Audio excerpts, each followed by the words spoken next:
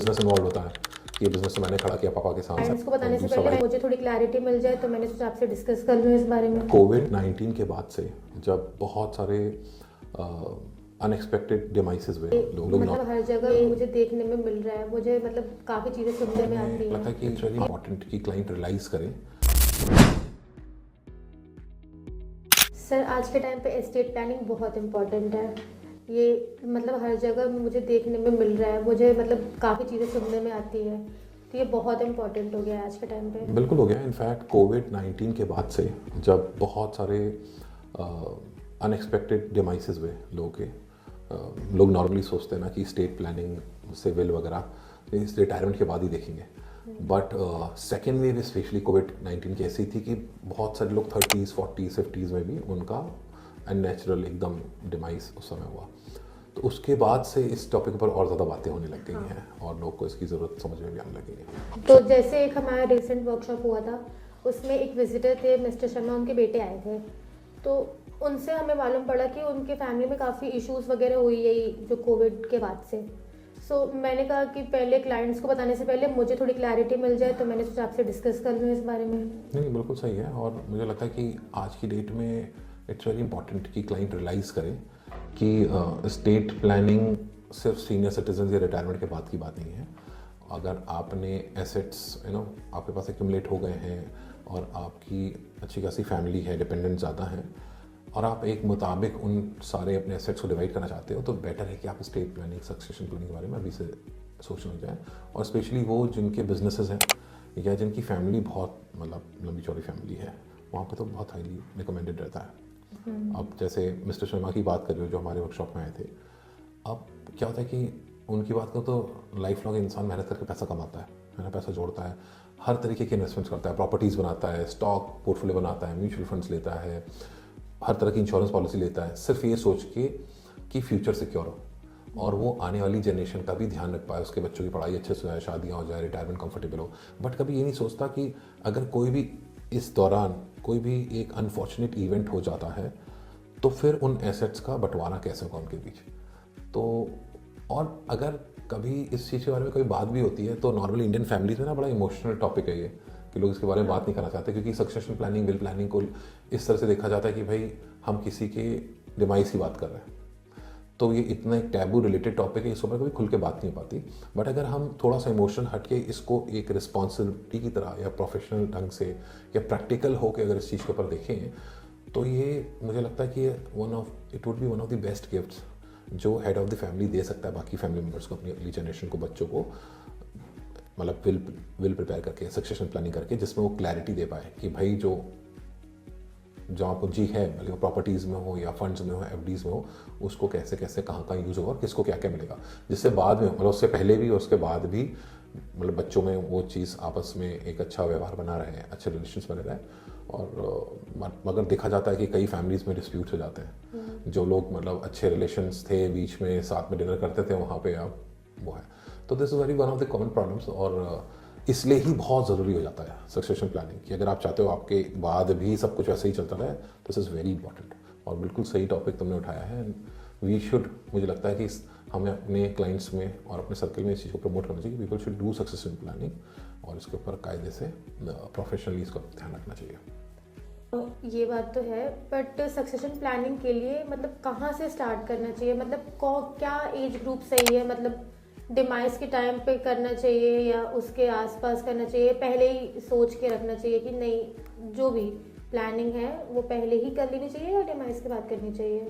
तो डिमाइस के बाद तो कर नहीं सकते। हाँ, मतलब उसे और डिमाइस के टाइम का पता नहीं रहता किसी को। हाँ।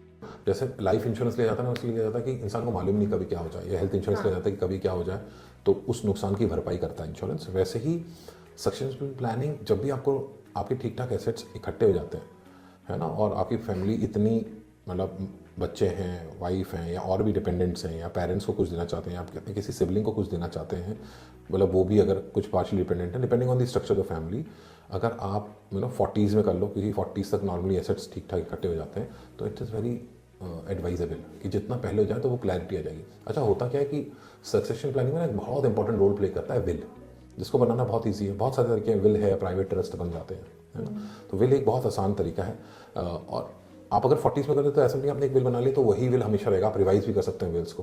भैया आप 40s में आपने बना लिया तो इंसान को लगेगा मैं बहुत जल्दी बना लिया, अभी तो मैं शायद और पैसे कमा सकता हूँ, एसेट्स और बन जाएंगे, या हो सकता है मेरी विश चेंज हो जाए कि किसको क्या देना है, तो आप विल रिवाइज कर सकते हो। तो आप जितना जल्दी करोगे, बट अगर जैसे हम इंश्योरेंस देते कभी कुछ हो जाए, अगर कुछ हो जाए तो एटलीस्ट जितनी आपकी एक्यूमुलेटेड वेल्थ उस समय होगी आपके मन मुताबिक उसका बंटवारा होगा, और जिनके पास बंटवारा होगा एटलीस्ट उनको भी क्लैरिटी होगी, वो नहीं सोचेंगे। नहीं तो कई लोग बोलते हैं कि नहीं पापा ने मुझे ये प्रॉमिस किया था, नहीं ये चीज़ मेरे को मिलनी चाहिए थी, है ना, नहीं वो दुकान तो मैंने पापा के साथ बैठ के बिजनेस बड़ा किया, वो मेरे को ही मिलनी चाहिए थी, उसका आधा नहीं होना चाहिए था। बहुत सारे स्पेशली बिजनेस फैमिली से बहुत कंफ्यूजन हो जाता है, क्योंकि बिजनेस इन्वॉल्व होता है कि ये बिजनेस तो मैंने खड़ा किया पापा के साथ, और दूसरा भाई तो जॉब कर रहा था, ये कई सारे पॉइंट्स हैं। तो अगर समय रहते हो जाए तो ज़्यादा बेटर है। तो वेल एक अच्छा है, तो आप अर्ली एज में कर लो, ठीक ठाक एसेट बना चुके हैं तो वो कर लो। और मतलब एक डाउट था कि ये कैसे करना है, स्टेप्स क्या है इसके, और क्या क्या प्रोसेस होता है इसमें? देखिए सबसे पहले तो मुझे लगता है कि लिस्ट डाउन करनी चाहिए कि आपने क्या क्या एसेट्स एक्यूमुलेट कर लिए। तो आप लिस्ट बनाइए कि आपकी नेटवर्थ है क्या। जैसे CA लोग नेटवर्थ सर्टिफिकेट बना के देते हैं, तो उसमें सारा कुछ एसेट्स आपका बन जाता है कि आपने प्रॉपर्टीज़ कहाँ कहाँ हैं। आप खुद भी बना सकते हो, एक एक्सेल शीट में एक पेपर में लिस्ट बना सकते हैं कि क्या क्या आपके एसेट्स हैं, उसमें कितने रियल स्टेट है, कितनी प्रॉपर्टीज़ है, कितने म्यूचुअल फंड्स हैं, स्टॉक्स, FD, सब चीज़ का लिस्ट बना लीजिए। फिर आप देखिए कि आपने कौन सा पैसा किस पर्पज़ के लिए इन्वेस्ट किया था स्टार्टिंग में, और उसका फिर डिवीजन उस हिसाब से स्टार्ट कर दीजिए कि भाई अगर मेरे बाद एकदम से कुछ होता है उसके बाद में क्या क्या कैसे कैसे बटेगा, तो आप विल में कर सकते हो। और will banana it's very easy. Will भी बनाने के भी 2-3 तरीके हैं। एक तो विल बन जाता है, बहुत प्लेन विल बनता है which can be made on a piece of paper. कुछ लोग विल को नोटराइज भी करा देते हैं, और मगर सबसे फुल प्रूफ तरीका है कि आप उसको सब रजिस्ट्रार ऑफिस में रजिस्टर करा लो, है ना। तो कई तरीके से विल बनाई जा सकती है। हालांकि विल के साथ चैलेंज क्या है कि विल को चैलेंज भी किया जा सकता है। अगर कोई ऐसा डिस्प्यूट डाल दे कि मेरा कुछ हक बनता था और मेरे को नहीं मिला है, तो विल को कभी भी चैलेंज, या ऐसा बोला जाए कि ये विल नकली विल है, या ये विल जिसने जो प्रॉपर्टी का मालिक था या जो नहीं रहा उसने अपने होशो हवास में बनाया। तो बहुत सारी कंडीशन है, तो विल को चैलेंज किया जा सकता है। तो विल एक तरीका है, बट फुल प्रूफ तरीका नहीं है। बट हाँ स्टेप्स हैं, सिंपल स्टेप्स हैं, आप वो बना सकते हो।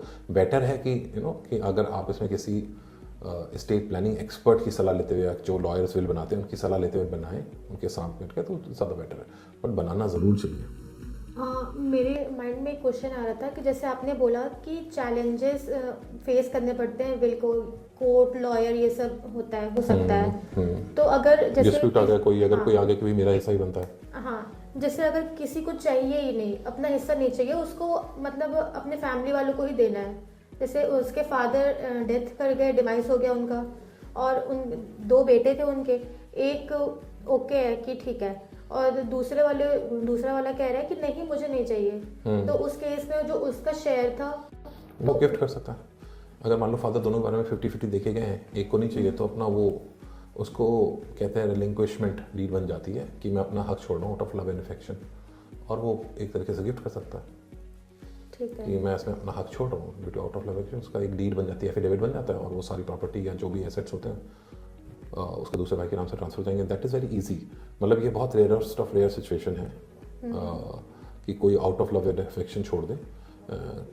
कभी कभी देखा भी जाता है कि एक भाई अगर फाइनेंशियली बहुत काफ़ी स्टेबल और दूसरा नहीं है, तो कई और जो प्रॉपर्टी इन्वॉल्व है वो इतनी बड़ी नहीं है, या जो पैसा इन्वॉल्व है उतना ज़्यादा नहीं है कि जो फाइनेंशियली सेटल्ड है उसको बहुत ज़्यादा फ़र्क पड़े, तो कई बार रिलिंक्विश भी करते हैं लोग। और बट मैक्सिमम केसेस में डिस्प्यूट्स ही होता है, और यही रीज़न है कि लोग को सक्सेशन प्लानिंग करनी चाहिए कि ना, वो कोई नहीं चाहता कि उनके बाद उनके बच्चे झगड़े, है ना, आपस में कि नहीं ये इसमें मेरा हक था। और बहुत मल्टीपल केसेस में देखा गया है कि झगड़ा हुआ ही हुआ है। 90% केसेस में देखा जाता है झगड़ा हो जाता है। अब मल्टीपल बड़ी इंडियन फैमिलीज, बिजनेस फैमिलीज में भी ऐसे एग्जांपल्स हैं जहाँ पे 2 भाइयों के बीच में या 3-4 भाइयों के बीच में या अलग अलग फैमिली मेम्बर्स के बीच में आजकल भी चल रहा है एक झगड़ा। इतना बड़ा ग्रुप है इंडिया का, उनमें चल रहा है। और पिछले 10-20 साल में अगर हम देखेंगे तो न्यूमरस ऐसे एग्जाम्पल्स मिल जाएंगे जहाँ इतने बड़े बिजनेस हाउसेज ने, बिजनेस टाइकून्स ने भी इस चीज़ की प्लानिंग नहीं की। अगर वो करते तो शायद बहुत अच्छे तरीके से वो सब चीज़ें डील की जा सकती थी। सो बेसिकली अगर हम कहें तो ये जो बिल बनता है वो लॉयर्स या प्रॉपर लीगल होना चाहिए, मतलब 2-4 लोगों के सामने ही करें तो ज़्यादा बेटर है। हाँ देखो कई सारे तरीके हैं। अब जैसे मैंने बताया ना कि सबसे फुल प्रूफ तरीका है कि विल को रजिस्टर करा लीजिए। उसमें ये होता है कि आप किसी लॉयर के थ्रू करवाते हो तो उसमें जो लैंग्वेज होती है वो काफ़ी अच्छी होती है, तो वेल प्रोटेक्टेड हो सकती है।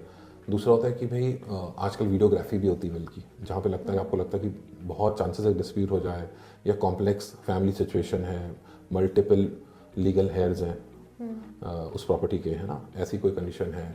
और नॉर्मली एंसेस्ट्रल प्रॉपर्टी में बहुत चांस होता है ऐसा कि जो पुश्तों से चली हुई प्रॉपर्टी आ रही है, अब कोई देना चाहता है, कुछ ऐसा है, तो बेटर है वीडियोग्राफी वाला। तो इसमें लीगल सलाह लेना, लॉयर की सलाह लेना, या स्टेट प्लानिंग एक्सपर्ट जो सर्टिफाइड होते हैं जिनके पास लाइसेंस है, उनसे लेने ये सलाह ज़्यादा बेटर है। मतलब मेरा मानना है कि देखिए इंपॉर्टेंट बहुत है विल करना, बट विल का अगर आप किसी लीगल एक्सपर्ट के थ्रू बनवाएं रादर देन खुद बना लें, या किसी नॉन एक्सपर्ट की सलाह लेके बना लें, उससे बेटर है कि आप किसी लीगल एक्सपर्ट से लेके प्रॉपर विल बनाएं और विल रजिस्टर करा सकते हैं सब रजिस्ट्रार में, तो इट बिकम्स काफ़ी हद तक फुल प्रूफ बन जाता है। तो सर जैसे आपने बोला नॉमिनी का, तो आजकल तो हर जगह नॉमिनी बनते ही हैं। बैंक्स में अगर अकाउंट खोलना है तो नॉमिनेशन रिक्वायरमेंट होता है जी। और एक कंपलसरी होता है। म्यूचुअल फंड्स में जाएंगे तो वहाँ भी कंपलसरी है, इंश्योरेंस में जाते हैं उसमें भी कंपलसरी होता है। राइट। सो फिर विल की क्या नीड है? एक्चुअली में बहुत सही सवाल है, क्योंकि बहुत लोग ये प्रिज्यूम कर लेते हैं कि nomination is equal to passing away your wealth या एसेट या इन्वेस्टमेंट अगर आप नहीं रहे, जबकि ऐसा है नहीं। लीगल लैंग्वेज में as per Hindu succession act भी ये कहा गया है कि nominee is the care taker of that particular investment, not the actual beneficiary. Nominee could be also the actual beneficiary, but nominee he beneficiary ऐसा नहीं कहा गया है ना। तो एक्चुअल बेनिफिशियरी अलग कोई हो सकता है। तो अगर हिंदू सक्सेशन एक्ट को फॉलो करें तो उसमें 4 तरह के, मतलब क्लास 1, क्लास 2, क्लास 3, क्लास 4 करके लीगल हेयर्स हैं कि अगर कोई बिना कोई डिक्लेयर किए विल डिक्लेयर करके जाए तो क्लास 1 में कौन कौन किसको उस सक्सेशन एक्ट के हिसाब से उसका मालिकाना हक मिलेगा, किसको वेल्थ मिलेगा। वैसे क्लास 2 है, क्लास 3, क्लास 4 है। तो नॉमिनेशन ये है कि it is more like a care taker but not the actual beneficiary. अगर कोई अपना पैसा अपने फैमिली मेम्बर को नॉमिनी बना के जाता है, that can also be disputed.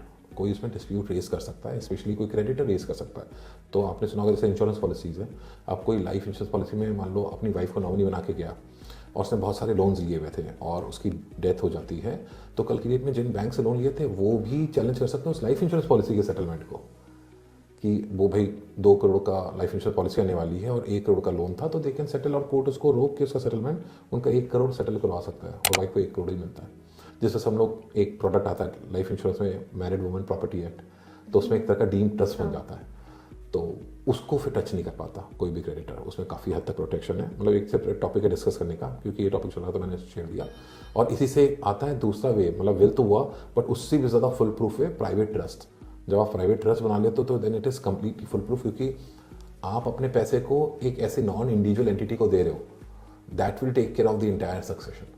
आप एक ट्रस्ट बना दिया अपने नॉन इंडिविजुअल और उसके बेनिफिशरीज बना दिए, और किसी को ट्रस्टी बना दिया, खुद बन गए, अपनी वाइफ को बना दिया, या आप आजकल ट्रस्टीशिप कंपनीज भी होती है जो प्रोफेशनली ट्रस्ट को चलाती है, तो आपने वो बना दिया, तो they will take care, they will run the trust. और जैसा आपने बोला होगा जो कंडीशन जो शर्तें रखी उन शर्तों के हिसाब से आपके बेनिफिशरीज को पैसा मिलता रहेगा आगे चल के। तो that is also a very good way to transfer wealth and do succession planning, है ना। तो जैसे आपने बताया कि प्राइवेट ट्रस्ट बना सकते हैं और विल कर सकते हैं, बना सकते हैं, ऐसे और भी ऑप्शंस है क्या जो इसमें? हाँ, मतलब कुछ ऑप्शन ऐसे थे कि जैसे वो बहुत सिंपल ऑप्शन है, जैसे गिफ्ट डीड्स ट्रांसफ़र। आपने मतलब अपने रहते रहते अगर आप कुछ करना चाहते हो, बहुत रेयर है ऐसा कि लोग रहते रहते ही मतलब अपने जीवन काल में ही अपने सारे एसेट्स को डिवाइड कर दें, क्योंकि भाई आपने पहले एक तो पिक्चर फेमस हो गई थी भगवान कि अपने रहते रहते आपने सारे एसेट्स डिवाइड कर दो, उसके बाद अगर बच्चे आपको फाइनेंशियली सपोर्ट ना करें then you get into a mess, है ना। और कई बार देखा भी गया है। एक बहुत बड़ा एग्जाम्पल है रेमंड ग्रुप का, जहाँ पे रेमंड के जो ओनर थे उन्होंने अपने बेटे गौतम सिंघानिया को अपने सारे स्टॉक्स ट्रांसफ़र कर दिए और वो अपने बेटे ने उनको निकाल दिया। तो रेमंड ग्रुप के मालिक जो कि अरबपति थे अपने स्टॉक ट्रांसफ़र करने से पहले किराए के घर में रहते हैं मुंबई में। इसके ऊपर बहुत मेजर वो है। तो सोचिए एक इंडिया का इतना बड़ा बिलियनियर जिसने आउट ऑफ लव अफेक्शन अपने बेटे को ट्रांसफ़र कर दिया, उसको किराए के घर में रहता है वो मुंबई में। और उसका बेटा रेमंड ग्रुप आज भी चला रहा है, आज भी हज़ारों करोड़ रुपये कमा रहा है और ग्रुप बढ़ रहा है। बट जो ओनर था जिसने एक्चुअली में स्टार्ट किया था, he lives in a rented house. तो and we know this because he was a very famous man, है ना। बट ऐसे तो मुझे लगता है हज़ारों लाखों एग्जाम्पल्स होंगे इंडिया में। तो अपने रहते हुए करना एक बहुत टिपिकल है। बट क्या होता है कि आपके पास 10 प्रॉपर्टीज़ हैं या बहुत सारे एसेट्स हैं, कुछ एक पोर्शन आप गिफ्ट कर रहे हो because out of love and affection और मे बी अदर रीजंस, तो gift deed is another good way to do that. तो वो एक तरीका है। बट आप ये मान लो गिफ्ट डीड हो गया रहते हुए, उसके बाद will preparation, but best way is private trust, कि आप बिल्कुल फुल प्रूफ बना दिया कि बहुत ज़्यादा। और इसके ऊपर हम अलग से, हमें एक इसके ऊपर अलग से वर्कशॉप या वो भी करनी चाहिए, क्योंकि private trust is another, it's a very detailed topic to discuss. But हाँ, शॉर्ट में if somebody has made it and somebody is thinking successful planning, तो private trust is super. Sir तो मुझे तो लगता है कि हमें इस पे भी एक वर्कशॉप कंडक्ट करना चाहिए सक्सेशन प्लानिंग पे। और क्योंकि क्या हमने केवल जो अभी तक कंडक्ट किए हैं वो या तो म्यूचुअल फंड्स के बारे में है या तो इक्विटी स्टॉक्स, मतलब ये सब के बारे में है। कम्प्लीटली एग्री, क्योंकि भाई आप जब भी स्टार्ट करते हो तो हम बताते हैं, जैसे या फाइनेंशियल प्लानिंग स्टार्ट कर रहे हो, बेस बनाइए अपने लिए, प्रोटेक्शन प्लान्स लीजिए, टर्म इंश्योरेंस, हेल्थ इंश्योरेंस, फिर आप इन्वेस्टमेंट्स करते हो, फिर अपना रियल एस्टेट भी लेते हो, और फिर ना रिटायरमेंट करते हुए बच्चों की एजुकेशन कंप्लीट करते हुए जब इस तरफ आते हैं, तो सक्सेशन प्लानिंग या well planning it actually completes the entire loop. कि आपने जो शुरुआत से अपने 20 से करियर स्टार्ट करके आपने पैसे कमाए थोड़े थोड़े करके अपने 50-60 तक बड़ी वेल्थ बनाई पूरे करियर में, उसको कैसे सिक्योर रखा और आगे अपने जनरेशन को आगे कैसे ट्रांसफ़र किया, दैट्स इक्वली इम्पॉर्टेंट। तो इट्स अ गुड आइडिया। तो बहुत जल्दी बनाएंगे हम इसके ऊपर एक डिटेल्ड वीडियो, जिसमें हम बताएंगे कि कैसे सक्सेशन प्लानिंग की जा सकती है, कौन कौन से बेहतरीन तरीके हैं, और वेल्स और प्राइवेट ट्रस्ट इसके बारे में भी सेपरेट वीडियोस बनाएंगे, जिससे आपको पूरी डिटेल पता चल सके कि आप कैसे इनिशिएट कर सकते हो प्रोसेस एक फुल प्रूफ विल या अपने लिए प्राइवेट ट्रस्ट बनाने का। और टिल देन अगर आपने फॉलो सब्सक्राइब नहीं किया तो फॉलो भी कर लीजिए, सब्सक्राइब कर लीजिए, जैसे आप ऐसे ही इंटरेस्टिंग नॉलेजेबल वीडियोस आके देखते रहें। और till then keep learning, keep investing. चलो।